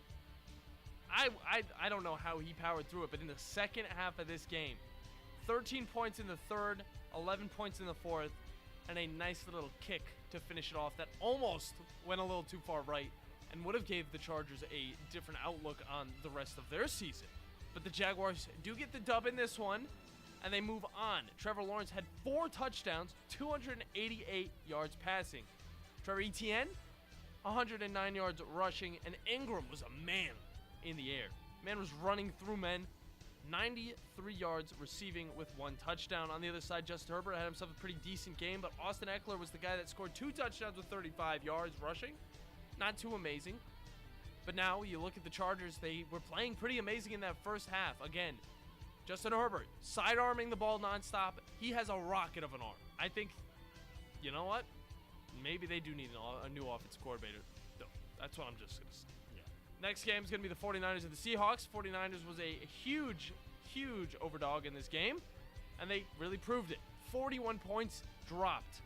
Brock Purdy, 332 yards passing with 3 touchdowns. This man's elite. Christian McCaffrey's a guy that helps him out, 119 yards on the ground, and Deebo Samuel is the guy that helps out Brock Purdy the most with 133 yards receiving and 1 touchdown. Geno Smith, his season comes to an end, but I know he's going to have a great season next season because 253 yards in the playoffs with 2 touchdowns. And DK Metcalf had a spectacular game himself with 136 yards with 2 touchdowns. Finally showing the light that this kid brings to the NFL, something we haven't really got to see all season. Kind of sad, but the 49ers do be moving on. Ravens-Bengals, not really a game I cared about, obviously. I wanted a meteor to hit the stadium. Not really. I'm just joking. It's a thing we used to say all the time. Joe Burrow doing Joey Joe things. 209 yards passing with 1 touchdown. Jamar Chase had 84 yards receiving with a touchdown. Tyler Huntley did pretty good. Without Lamar Jackson. Until the coaching gave him the ball to dive into that end zone. And he does not know how to dive. I'll say that. He did not. You got to be careful with that ball. You can't just throw it up. Hey, here you go. Take this ball away from me. That was the turning point in this game. But other than that, 226 yards passing with 2 touchdowns. Mark Andrews had 73 of those receptions. Yards. I continued with it. And it was just a spectacular game. Really, really good. Something you wouldn't expect without Lamar Jackson. But now the Ravens are thinking, we might not need this man. We almost won against one of the best teams in the playoffs right now. Ew. Giants get an upset over the Vikings. Who would have thought? Me. I would have thought that because the Vikings look terrible in prime time. And they just look terrible at the end of the season. This whole season for the Vikings, they've been kind of shaky. They've been winning games, but not very handily, and now they're really just showing their age. Daniel Jones did amazing, 301 yards passing with 2 touchdowns, and this man can also rush. He can rush the ball for 78 yards on 17 attempts. Saquon Barkley was really not doing too much on that. I will say that, okay? But the Giants were just able to get up a little too much points, and the Vikings just weren't able to keep up with them. And that's all she wrote. Vikings moving on. Dolphins, Bills. Closer than we'd expect. Obviously, Josh Allen didn't have the best game of his career. However, he also threw for 352 yards. And he also had 3 touchdowns. I mean, the guy knows how to play when he wants to play. It's just, he's got to get in that mindset. Because this guy, he's a memer. Memer first, NFL player second. Spectacular game to watch. Skylar Thompson did amazing, really proving himself as a backup quarterback. He had 220 yards passing with 1 touchdown. I'm about to say, to an already injured, you have Miami, third-string starting quarterback, and already a very injured offensive line as well. I mean, they held their own in this game. They really did. Took the lead at one point. Defense played incredibly well. I mean, Miami performed well with what they had. Yeah, I gotta say, you guys are gonna look fine next year, I'll say that much. And then the Buccaneers and the Cowboys, we all know what happened in this one. It was probably the most boring game of the playoffs, of the wild card segment of the playoffs. Cowboys just kind of scored consistently throughout this entire game. Dak Prescott doing amazing things, throwing 305 yards with 4 touchdowns. Count them, 4 touchdowns. Tony Pollard, 77 yards. Ezekiel Elliott, who? Get him out of there. Pollard's just, he's amazing. He's a great player right there. And then Schultz had 95 yards receiving with 2 touchdowns. It's another instance of tight ends being better than the wide receivers. At least more consistent. But Tom Brady didn't have himself a bad game. 351 yards passing with 2 touchdowns. That was a spectacular loss. How many passes did he throw, though? Was it 60? 66. 66 passes. Make sure you get your Clear Choice 0-calorie drink right there, Tom. They were making sure they tried to get all out of Tom Brady that they could. They tried to force playoff Tom Brady out of him, but he just never really showed up. He couldn't. The line didn't exist. Man was running around for his life. He's got his kids to look forward to, not his wife. But it's like due to that, like Dallas just got into a constant momentum that the Buccaneers just couldn't stop. Yeah. I mean, on offense, everything was clicking. Oh, yeah. And then, like, you would cut to the Buccaneers side of the ball, and then it just seemed like there was constant miscommunication on either what plays were being called, what routes were being run, and really just how everything was handled. It really just seemed like a lot of miscommunication on top of poor performance for the Bucs. A lot of points left on the board as well because 4th down conversions just didn't happen. PATs are also a factor. Tom Brady couldn't throw the ball to the right wide receiver. And, yes, the PATs were insane. They were insane because 4 missed extra points. I didn't think it could get worse after 2. Dude, he could have missed 5 if he really wanted to. At that point, you're already up by so much. Why not just give him another try? See if he misses 5. That's record-breaking stuff right there. Either way, we're going to hop into a break. When we come back, the play-by-play with the Bandi Man. Don't go anywhere because you're listening to the Afternoon Blitz. Here's Bobby White from Woody Anderson Ford on their service department. President's Award winner 2 years in a row. That's only given to the top 10% of Ford dealers in customer satisfaction. So we're very proud of the service department. And our body shop. If you happen to get into an accident, which not a lot of people just want to go down and see a body shop, but if you get into an accident, award-winning body shop. We have state-of-the-art paint booths back there. They're waterborne paints that we use, friendly for the environment. We've got our production system, the way things are in and out. We have the fastest cycle rate in town of getting your vehicle in, getting your vehicle out, and assured that it's fixed right. We take pictures before it's wrecked, and not only after, but we take it as we're putting the parts on. All done to above industry standards. So I'm proud of our body shop too. Don't forget our parts department. So you don't have to need parts, performance parts, or just parts if you're a weekend mechanic. Woody Anderson Ford, located at the corner of Jordan and Sparkman, as well as Hughes Road and Madison.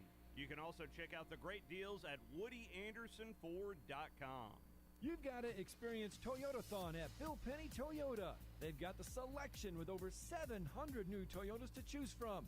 And they've got the extras with Bill Penny perks and a 10-year unlimited warranty. So get on over to Bill Penny Toyota today and experience Toyotathon. Bill Penny Toyota in Huntsville and online at BillPennyToyota.com. Bill Penny's Toyota 10-year unlimited warranty is valid through the 10th year of ownership. Valid on new vehicles only. See dealer for details. Hey folks, this is Arthur Seaton, managing partner at University Kia, here letting you know we are proud supporters of Madison Academy football. Stop into the University Kia today and shop our large selection of new Kias, including the all-new Telluride 8-passenger SUV, the stylish new K5, and sporty new Seltos. Visit universitykia.com to view all our great offers and get pre-approved in minutes so you can drive home your new Kia today, because we want to see you in a Kia. Go Mustangs! TOC Sports has been there for you. Now, you're probably asking yourself, what does that mean? It means for more than 20 years, Alabama's largest orthopedic group has been there providing coverage and care to more schools and student athletes in the Tennessee Valley than any other group. It means whether you are the star football player, the all-region volleyball ace, or someone who hurt their knee in a weekend pickup basketball game, TOC Sports physicians are proud to have the opportunity to care for all your orthopedic needs. It means for parents, coaches, athletes, desk jockeys, or even weekend warriors, TOC Sports physicians continue to meet and exceed the orthopedic and sports medicine needs of our community. But most importantly, during these challenging times, we're here for you now, and will continue to be here. So as long as there are players on the field, games to be played, and contests to be won, the orthopedic specialist from TOC Sports will be ready to help. We don't know what the future holds, but you can count on the TOC Sports team to stay committed to you, so you can stay in the game. Call 256-539-2728 today and ask to see a TOC Sports physician. Check them out online, also Facebook, Twitter, and Instagram. At Bryant Bank, we believe your goals are worth chasing, and every step along the way is worth celebrating. From your hopes for the future to the challenges that keep you up at night, we're here for you. Bryant Bankers put care into action to help you live legendary by stepping up when you need us most and doing what's right even when no one is watching. Come experience a local bank whose people greet you by name and treat you like family. Bryant Bank, member FDIC.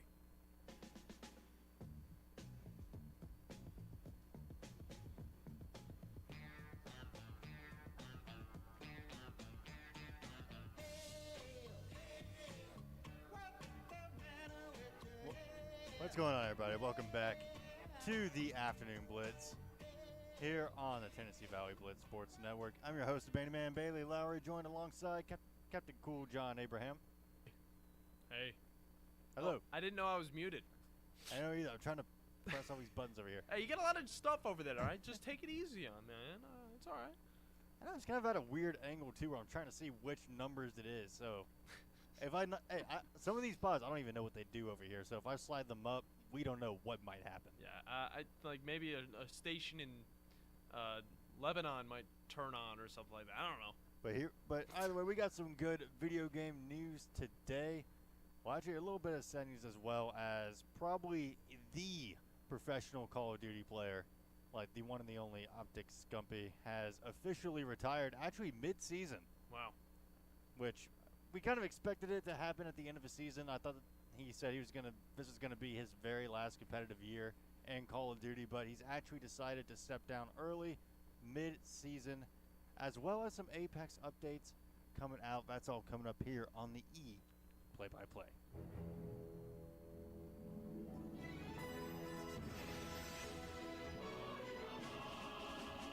Bandy. Time to catch up on esports with Play-by-Play with the Bandy Man. Wait, what were you saying, Captain Cool? Nothing. Don't worry about it.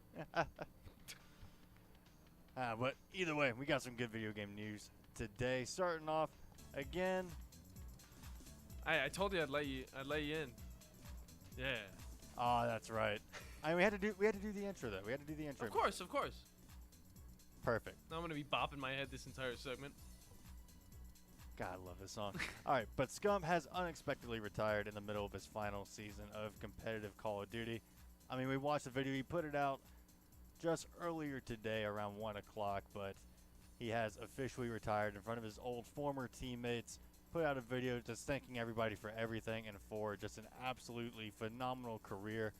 I mean, this is probably the guy that got me into competitive esports or like competitive gaming as a whole, because I didn't really know what it was. Really? Until I started watching online YouTube clips for Black Ops 2. Mm-hmm. And then guess what popped up first? Optic Scump highlights. Yeah? And this is probably the best dude I've ever seen play this game. Popular dude? Yeah. He absolutely dominated Black Ops 2. I mean, and this was the dude that pretty much stuck with Optic for a majority of his career. I mean, he had some brief stints with other organizations and some brief runs, but he was primarily an Optic guy and stuck loyal to them, and that was really reminiscent in his speech as well, like Green Wall Forever. So, congratulations to Scump on just a phenomenal career, a phenomenal player, and he truly will be missed in the COD community, competitive-wise. It's all right. He doesn't have a soul, so whenever he was doing that speech, I feel like those had to be some fake tears. Oh my gosh. Why does he have no soul? Well, he is he's a ginger, but that's just a joke. That's just a joke, guys. South Park. Hey, Bandy, it's just a joke, man. It's just a joke. All right. Oh my He's got a soul. Those were real tears right there on his little announcement video. All right, moving on. Why are you thinking that? Is that offensive nowadays? Is that offensive? I'm getting red over here. I don't know. Who knows? Who knows? Okay. Who knows? 256-576-4977. If that's offensive, I will never say it again. All right, but either way, moving on. You know the Suicide Squad game coming out? Yeah. Well, there's a leaked screen from what looks like to be a dev build of the game, and it appears it's going to be a live service game.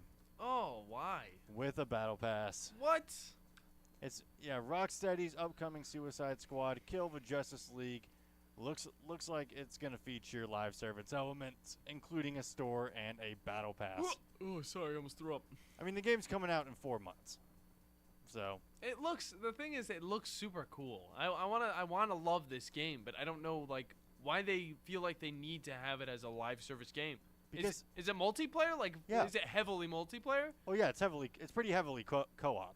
Okay. Like kind of like the new Warhammer Dark Tide game I've been playing on Xbox Game Pass. Okay. Go ahead and download it. It's incredibly fun. Pretty Alright. good shooter. Very creepy. But the thing is, that's just kind of the way gaming's evolved now. Is that live service games are typically the best money makers right now, apparently. Yeah. It's like you got a battle pass in there. Doesn't matter if your game's paid for or free to play, but battle pass sells. And Call of Duty. I mean, I want to talk about this for a little bit. Call of Duty. Optic Scump just retired. Good for him. I mean, good career. Good for him. Good guy. But what are you putting into your bundles that you like? Okay, Overwatch 2, you're selling $20 bundles, but at least the skins that you're making do look good. Like the Poseidon Ramatra skin for $20 looks incredible. Yeah. Very good. I saw a screenshot of a bundle of, I believe it was like 2 guns. One was a pretty decent camo. The other one was like the default look of the gun. And they were selling that for $20. What are these prices for what you're giving the community? The skin, like the first skin's pretty all right. The second one's not even a cosmetic. It doesn't look like anything special. Definitely something I would not spend $20 on. And you're already asking for us to pay for a premium battle pass as well. Yeah. And I was just bragging on you about how you actually do the battle pass well. Because you actually give premium currency. Yeah. For just playing the game. So you can kind of snowball the battle pass each season. Which is good. But not if you're going to give us skins like this. No. Give me the anime skins. I want waifus on my guns, please. God, remember when we just got gold camo and that was like biggest flex in the world. And hey, how you get it? You grind. You grind it yourself. Because, again, what was the whole game design philosophy like 10 years ago or 15 years ago? It was, let's make as much content and put it into our game as possible so people have a reason to keep playing it. Yeah. Because online gaming wasn't around or very prevalent back in the day. Like PS2 era, God forbid you're going to play Street Fighter 3 Third Strike with somebody online on the PlayStation 2. Yeah. No way. No. Or the Dreamcast, not a chance. This is why I've brought up my NASCAR game on the PSP, because it's a game that there's no multiplayer, there's no nothing. It's all just what you can do by yourself, and I'm just like looking at these options. I'm like, this game is filled to the brim with customization, with races, with tracks, with cars. Like, yeah. I'm just like, what? It's amazing. Yeah, I mean, you even go back to Call of Duty 4, the original Modern Warfare, the one that revolutionized multiplayer. Yeah. Because, I mean, remember before, we just had preset classes, preset weapons. We couldn't really level up anything. We didn't unlock anything on the way through. We just kind of played multiplayer with our friends. We picked our guns, and that was it. For fun. COD 4, it's like, no. Let's let people create their own custom loadouts. Let's make custom perks that give, like, players individuality. I am popping a lot. Sorry, let's change the appearance of the player as well. Yeah. Was that in COD 4? Maybe. I believe so. You couldn't like customize everything down to the brim. That didn't come until by later the way, on. what happened to historical accuracy? Oh, that went out the window, man. Like, what happened? Remember? I remember it was like World War II. No, it was Vanguard. Oh my God, Vanguard. Where you don't even play on factions anymore because everyone's like their own little individual operator. So it's just my team versus enemy team. I hate it. Remember in World at War when we literally we could play as the Nazis or the Russians or against the Americans, Japanese, all that. Like, actually take place in, like, quote-unquote historic locations. Yeah. And against historic factions. You got to immerse yourself in that role like you're actually playing a World War II shooter. Yeah. The game did a great job of immersing you in the game and make you feel like you're actually playing a World War II shooter game. Well, nowadays you look and now it's just, again, my team, enemy team. Well, I mean, you look at the new game, Modern Warfare 2 that came out, and you look at the locations that they have. Obviously, they had some controversy around a hotel that was in the game. But remember the what was it? The museum that was during the beta. It was very like white and kind of, like orangish. You had that one area where you could walk upstairs. There's like this bridge area. Oh, yeah. Not in the game. Not in the game anymore? Completely gone. Have you played a game with that map? No, because I haven't picked up Modern Warfare 2 in forever. Either way, it's not been in the game, and throughout my entirety of playing it since, the actual game dropped, it's gone because it's a real place, and the people who own the museum did not want their name or image inside of that video game. So. And you know what you miss with factions too? What? Iconic voice lines. Like, remember in the old Call of Duty, Modern Warfare 2, you knew when someone had an AC-130. AC-130 bomb! Yeah, it was blaring in your ear. If you were playing as a Russian, like Spetsnaz or something, that announcer let you know there was an AC-130 in the air. Oh, yeah. And you got to take cover immediately. Now, they don't give that kind of oomph anymore. No. They don't put that kind of passion into their work anymore. Yeah, I will say I do like hearing, my teammates and which character they chose, going in, their operator or whatever you want to call it. It's pretty much just a skin. Yeah. But whoever they come in, they have their little voice lines, but then you hear them the exact same ones all the time, every single game, and you're just like, okay, they're unique, but they could use a little bit more. And then you hear the one who's like, "Don't shoot me, you idiot!" And I was like, okay, you know what, that's just kind of lame. But it's probably something that would happen if there was 5 people against 5 people in a little war zone area that were just like fighting, shooting at each other and stuff. Yeah. So it makes sense. Add a little bit more voice lines, and I think they'll be able to work around that. Like, just be more creative. I don't get what this whole deal is, trying to appeal to everybody. Yeah. By making a blander game. How about you just have a creative mind going in, have a feeling of what you want to make, and then just going all in on making that like you used to do with the older games in the franchise. I agree. Like when Black Ops 1 came out, we all felt how much passion was put into that game. The campaign was incredible. Oh. The multiplayer, fantastic. The zombies, the natural evolution from how World at War zombies ended. Yeah. Pack-a-punch machine, all of that was back.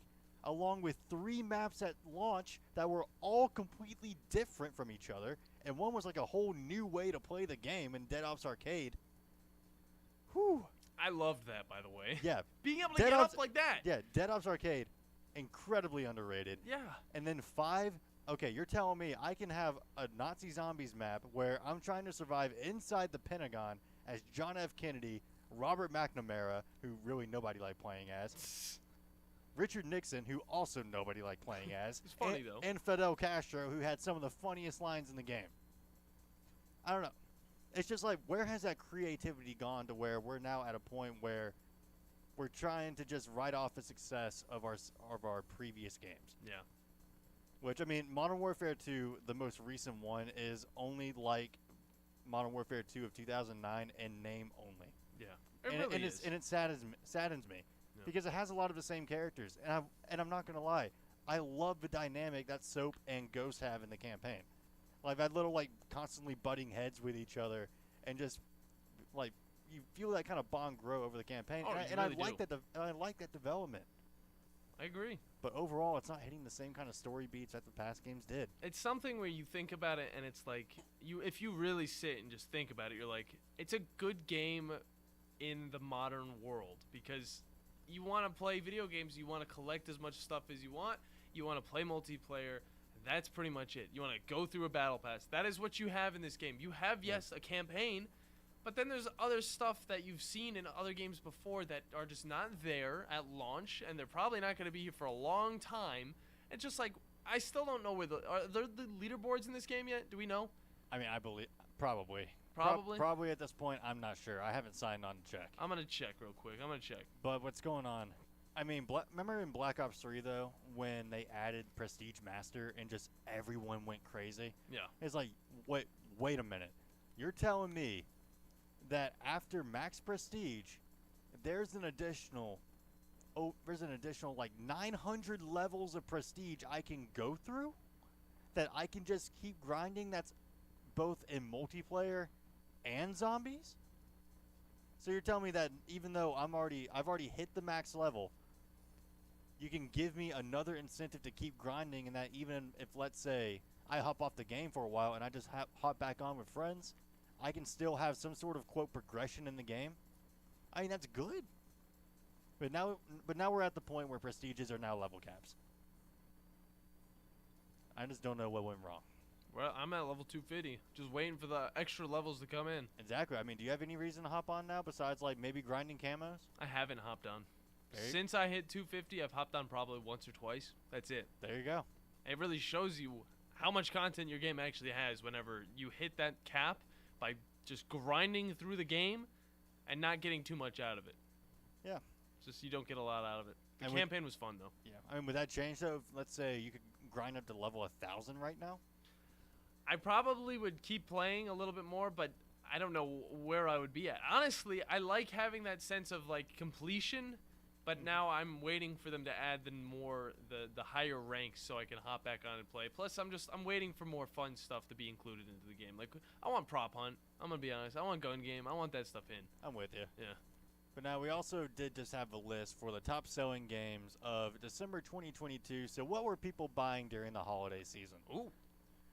You want to take a guess at what was number 1? I'm going to say Call of Duty. Yeah. Okay. By a pretty good bit. Number 2 was actually Pokemon Scarlet and Violet. Understandable. Not surprising either. I bet a lot of people got a Nintendo Switch for the little ones. Or, you know what? Probably for yourself, because having a Switch is fun. I want a Switch, Bandy. Don't get the Switch Lite, though. You can't dock that into your TV, though. Oh, yeah. I got to have the docking capabilities. Number 3 was God of War Ragnarok. Makes sense. I mean, they were selling a bundle, a PS5 bundle that came with the game. So, yeah, naturally makes sense. And, hey, I don't blame them. Great game. Go play it. Number 4, Madden NFL 23. You get one singular clap. Number 5, FIFA 2023. You get no claps. No claps. Number 6, Sonic Frontiers. Pretty good. I'm glad to see Frontiers up here. That's okay. actually awesome. Yeah, good stuff. Number 7, Elden Ring. It's still alive. Still selling even, actually, yeah, almost a year later. Number 8, Need for Speed Unbound. new Need for Speed game. I could believe that. I mean, it is still a Need for Speed game. People still be buying them. That's why they're able to pump them out so much. Have you actually hopped on it since it's come out? I hopped on it the first time, did a video over it. Hopped on it another time. Actually had a little bit more fun with it. Customized my car up a little bit, but haven't really done anything extra with it yet. Which, by the way, digital sales for some of these are not included. So what does that say? Pokemon Scarlet and Violet digital sales are included. Wow, and it's number 2? Yeah. So it could have possibly been number 1 if it's counting digital sales. And then number 9, Mario Kart 8. I mean, it's a great game. What do you expect? They're still releasing content for it. So, that's insane, though. I don't know if we're ever going to get a Mario Kart 9. I don't think we need it, though. Yeah, if you're still making stuff for Mario Kart 8, I don't know if we're going to get a 9 anytime soon. And then number 10, Crisis Core Final Fantasy VII Reunion. You know what? It's fun. It's a Final Fantasy VII game. Okay. I've heard of Crisis Core. I have not played it myself, though. But I think it's either like a side story or maybe like a prequel to what happens in Final Fantasy VII. I'm not entirely sure. But I also want to talk. I want to take this last thing to describe this cheat code story that we found earlier today. Because do we want to wait until the next segment just so we can end off the show with it? Because we're already sitting at 47. That is true. It's a little bit of a doozy. Let's just hop into it real quick. We'll be back with more of the fun stuff to ensue, guys. Learn about this cheat code in this game you've probably never heard of, but it's still really fun to know. Don't go anywhere. You're listening to the Afternoon Blitz. The Blitz has been called. Tom Luganbill here for my friends at Woody Anderson Ford. Bobby White and his team take great pride in their service department, and you can see it the moment you walk into those beautiful new service lanes. And just like a championship team, they all work together to make sure your experience is second to none, whether you drive a Ford or not. Also, check out the gold certified pre-owned inventory at Woody Anderson Ford for great deals every day. Stop by and see them at Jordan and Sparkman or at Woody Anderson of Madison on Hughes Road, or visit WoodyAndersonFord.com. You want the right specialist for your recovery. At SportsMed Orthopedic Surgery and Spine Center, we understand every body is different. Your muscles and bones are unique, as is your body. Our SportsMed specialists offer innovative treatments and minimally invasive procedures, allowing you to quickly return to the life you love. Locations in Huntsville, Madison, Athens, and Decatur, and on the web at sportsmedalabama.com. Improving performance, improving lives.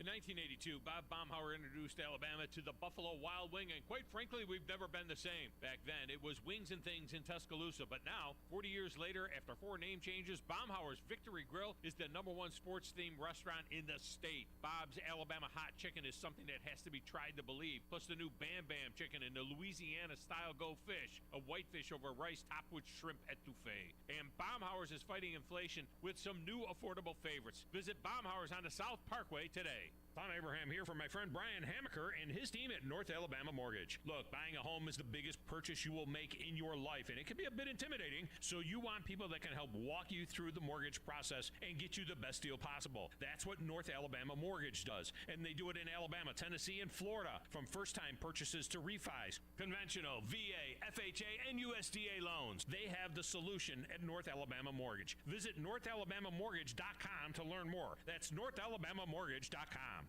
Are you tired of chasing a roofing contractor to show up on time or even show up at all? I'm Sam Fleming with Fleming Roofing and Restoration. Our motto at Fleming Roofing is we show up. Our goal at Fleming Roofing is to provide the reliable customer service that you deserve, and we have the resources to meet all of your roofing needs: residential, commercial, industrial, replacement, or repairs. We are manufacturer certified for roof coatings, single-ply membranes, and asphalt shingles. Whenever you need a roofing professional you can count on, call Fleming Roofing and Restoration. We are committed to finding the solution that meets your needs.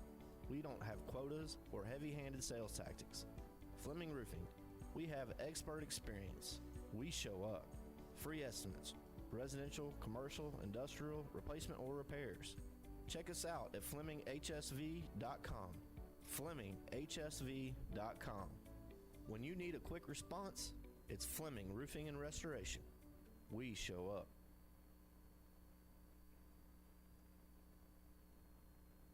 What's better than Valley Equipment Rental? 2 Valley Equipment Rentals, and that's just what we have now. The original on the South Memorial Parkway between Drake and Airport Road, and their second location on North Memorial Parkway just north of Winchester Road. Valley Equipment is locally owned and has more skid steers, excavators, and lifts than anyone in the area, plus all the small tools that you need to get the job done like a pro. And if you are a pro, you need to check out the new North location now because Valley Equipment has what you need. Learn more at valleyequipmentrents.com. This is Wes Neighbors talking to Chris Haygood of Bob Wallace Appliance. Chris, what sets you apart from other appliance dealerships? Wes, these appliances are going into the most used room in your house, your kitchen. The way we have these appliances displayed, it's easy for you to visualize how they'll look in your home. Wes, what sets us apart is the people. They're well trained. In fact, they live and breathe these appliances. And if you need service, you'll really appreciate our parts department. Contact Bob Wallace Appliance at 256-533-2121.